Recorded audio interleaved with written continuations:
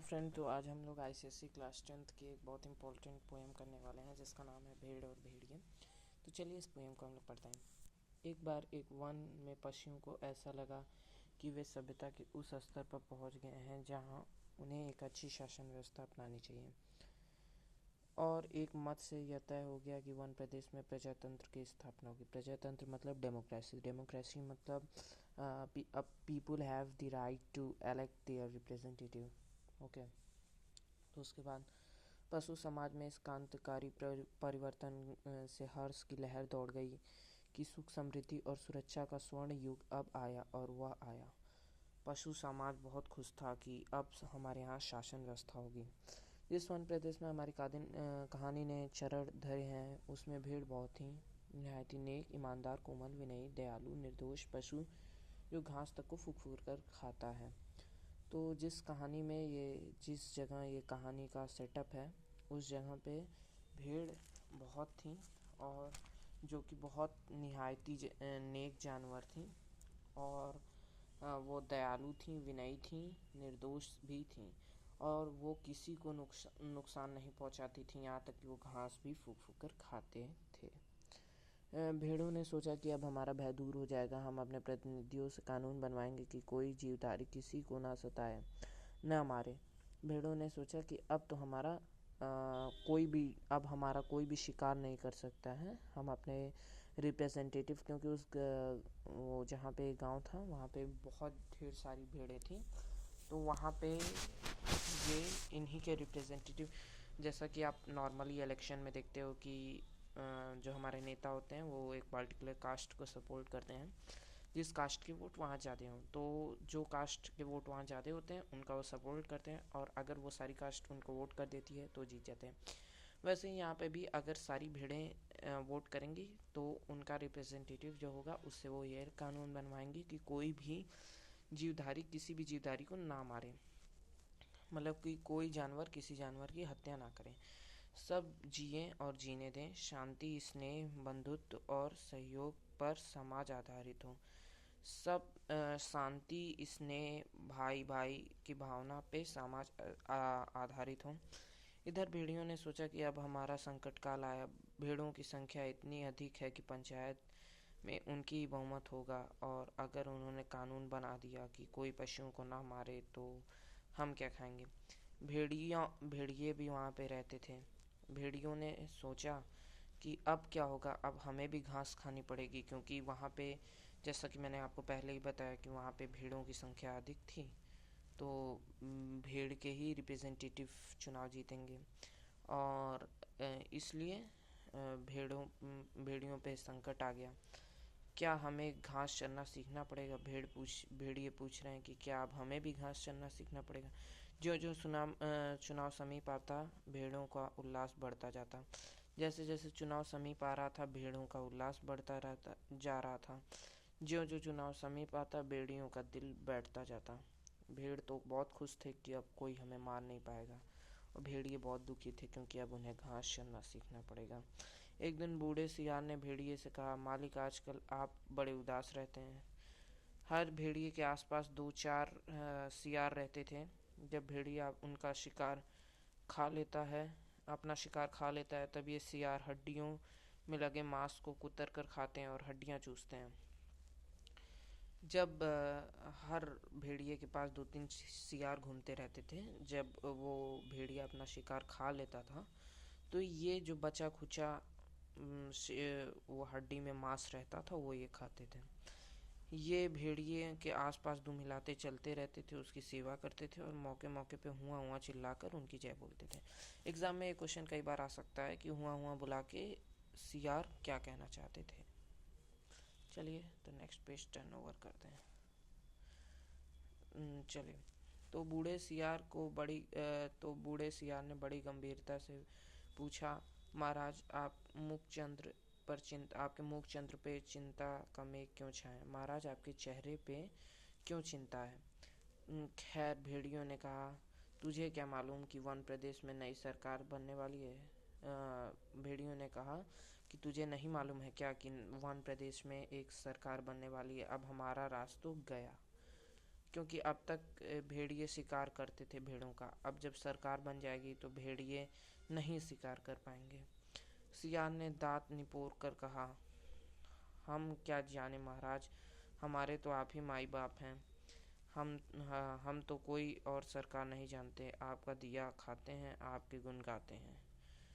सियार दांत सिकोड़ते हुए कहता है कि सियार दांत दिखाते हुए कहता है कि हाँ, हम क्या जाने महाराज, हमारे तो सब कुछ आप हैं और हम आप ही का दिया खाते हैं और आप ही के गुण गाते हैं। भेड़ियों ने कहा, मगर अब समय ऐसा आ गया है कि सूखी हड्डियां को चबाने भी नहीं मिलेंगी, सूखी हड्डियां भी चबाने को नहीं मिलेंगी।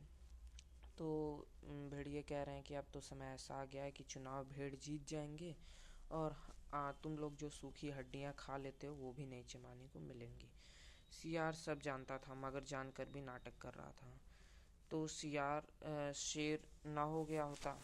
अगर सियार नाटक ना करता, सियार चालाकी ना दिखाता तो सियार शेर नहीं बन जाता। आखिर भेड़ियों ने वन प्रदेश की पंचायत के चुनाव के बाद बूढ़े सियार को समझाई और बड़े गिरे मन से कहा, चुनाव अब पास आता जा रहा है, अब यहाँ से भागने के सिवा कोई चारा नहीं है, पर जाए भी कहाँ। सियार ने कहा, मालिक सर्कस में भर्ती हो जाइए। भेड़िए ने कहा, अरे वह भी शेर और रीछ को लेते हैं, पर हम इतने बदनाम हैं कि हमें वहाँ पे भी नहीं कोई पूछता है।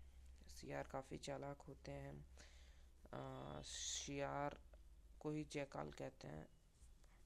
तो ये काफ़ी चालाक होते हैं और ये बहुत जल्दी से शिकार कर लेते हैं, इसलिए इनको सर्कस में भी नहीं कोई पूछता है।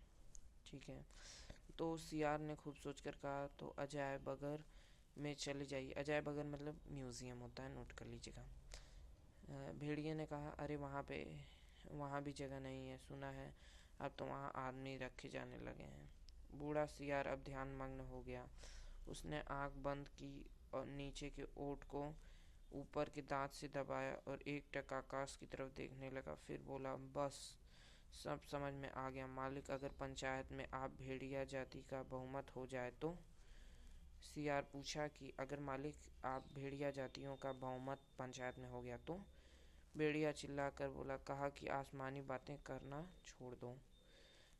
अरे हमारी जाति के कुल 10% हैं और भेड़ तथा अन्य छोटे पशु 90% हैं, भले वह हमें क्यों चुनेंगे। अरे कहीं जिंदगी अपने के मौत को हाथ सौंपती है, कहीं जिंदगी अपने को मौत के हाथ सौंपती है। मगर हाँ, ऐसा हो सकता है तो क्या बात थी। सियार भेड़िया बोलता है कि कभी जिंदगी मतलब कभी वो छोटे जानवर जिनका हम ही शिकार करते हैं वो कभी हमें वोट देंगे, वो कभी अपनी मौत चाहेंगे।